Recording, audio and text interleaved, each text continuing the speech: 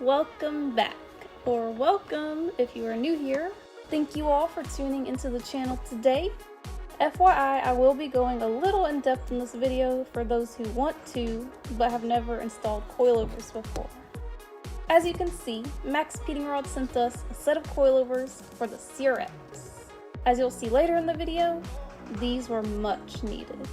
I think FedEx may have had a little too much fun with the box, considering everything inside looks scrambled. This is how the last set of coilovers MaXpeedingRods sent us arrived. Much better.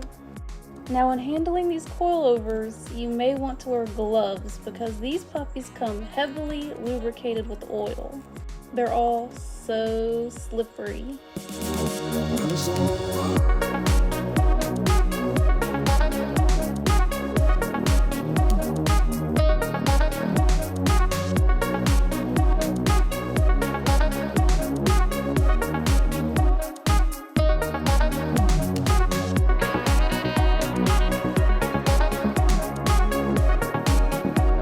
This bag was extra oily. These are the spanner wrenches that will be used to adjust the height of the coilovers. The little Allen key is used to adjust the dampening, I think, but you can also just use your fingers. These collars are to make the coilovers universal to fit 89 through 2000 Civic, CRX, Del Sol, and 94 through 01 Integra. The 88 CRX has a different rear design where the bottom of the shock mounts the lower control arm. The collar takes up the extra space in the front shock forks. I'm not entirely sure what the washers are for, but we won't be needing any of that for the CRX. Here I'm just pointing out that it didn't have a red protective cap on the dampening adjuster like the others did, but no big deal. First, jack up your car. On a CRX, there is a metal cross member with a special reinforced area in the middle to use as a jack point. If you aren't using an impact to remove your lug nuts, you will want to break them loose before jacking up your car.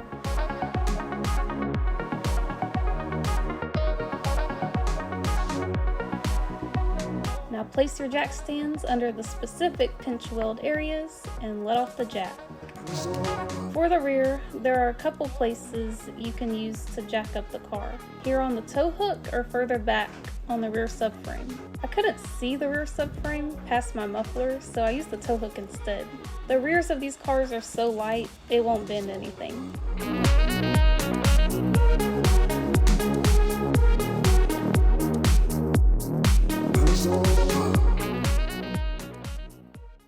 Time to take the wheels off.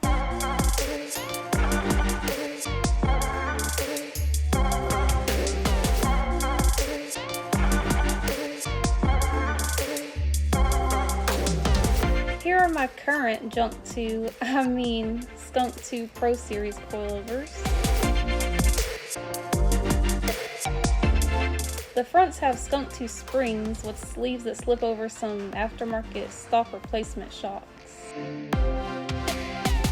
To remove the front shock, we need to first remove the fork that connects to the bottom of the shock and to the lower control arm. There is a 14mm bolt at the top of the fork and a 17mm nut and bolt at the bottom.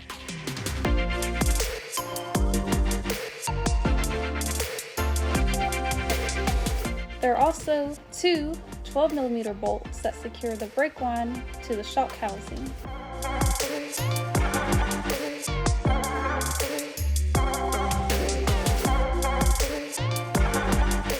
Lastly, there are two 14mm nuts that secure the top of the shock to the shock tower of the car.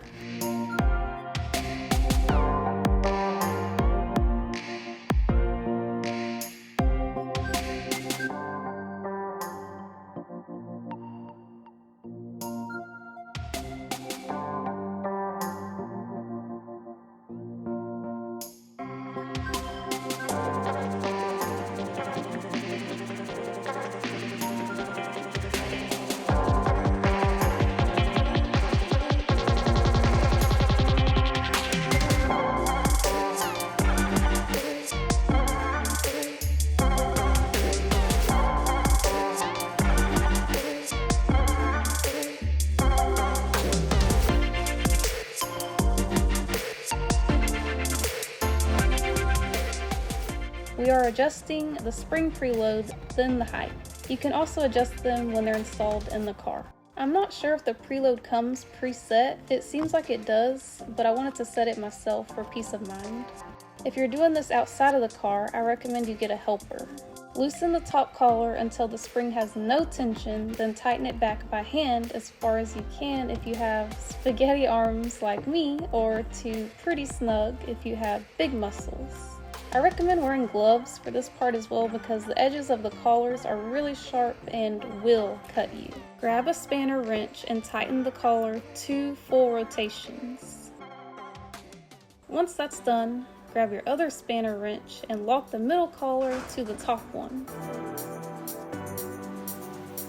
For height adjustment, I'm just matching the height to my old coilovers. Loosen the bottom collar, then rotate the bottom cup up or down. You won't be able to adjust them this specific way when they're installed in the car unless you remove the shock fork.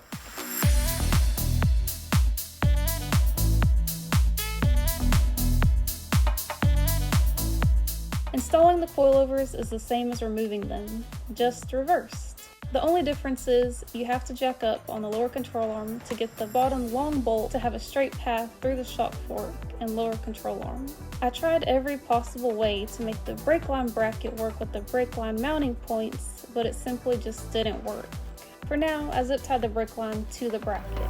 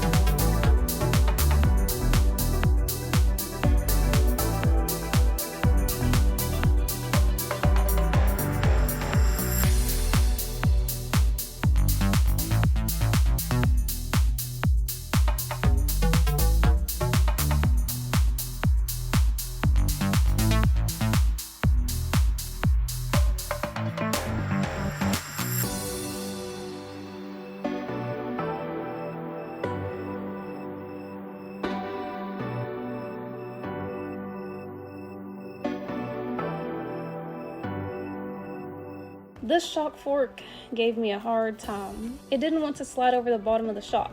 I had to end up prying the opening of the shock fork to make it big enough to fit. It was still a struggle, but it worked.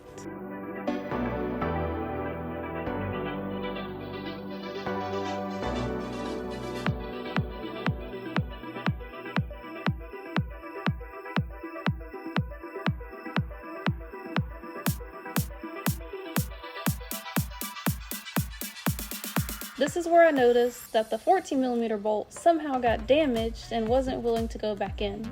Thankfully, I have a ton of OEM bolts at my shop. The bolt for the other side was somehow too short and would barely catch a couple threads, so I replaced both.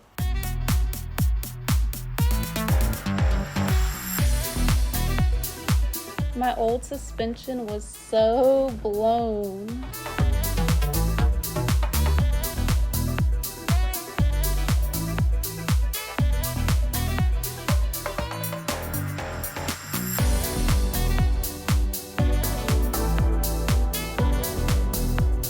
If you're removing stock suspension from the rear, you may want to take an extra step here. Since the stock shocks are so long, there isn't much room to get them out. The easiest way is to remove the lower control arm. I recommend spraying all of these bolts with PB Blaster or at least WD-40 before trying to remove them. I've seen nightmares of the bolts getting seized inside of the lower control arm, so be careful.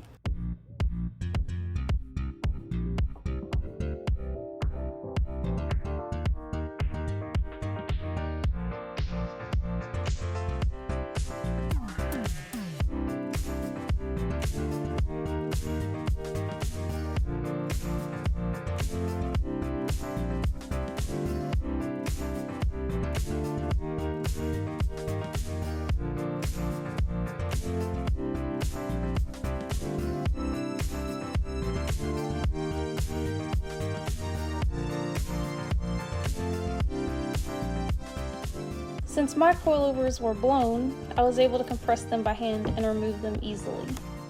These are pieces of the upper bushing that disintegrated.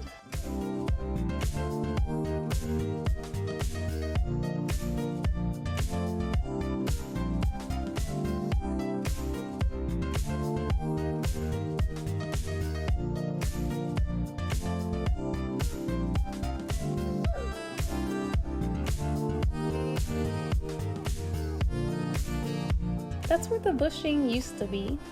As you can see, my old suspension has a built-in nut at the bottom, whereas the new one does not. Don't panic, there is a solution for this. MaXpeedingRods provides new nuts for the tops of the shocks, so you can use your old nuts to work with the bottom bolts.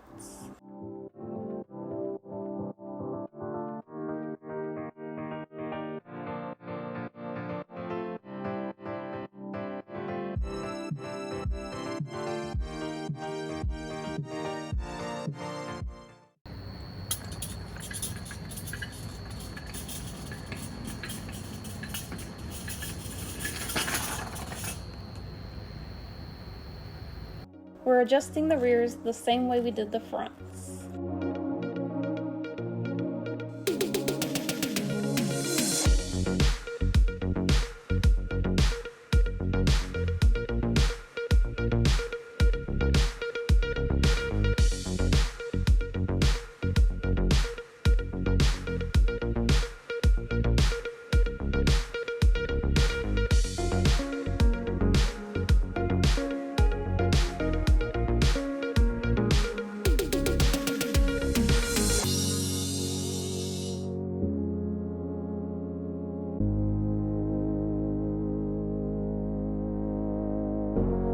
I'm sure many people already know this trick, but I figured I'd share just in case. It's funny, I guess all of the shocks on this car were blown, even the rear hatch shock.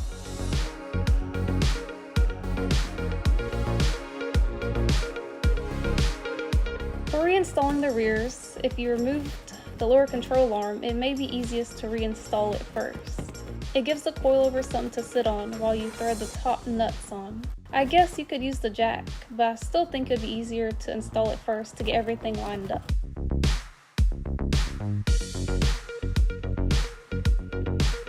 I think this little cap got too hot and melted to the dampening adjuster.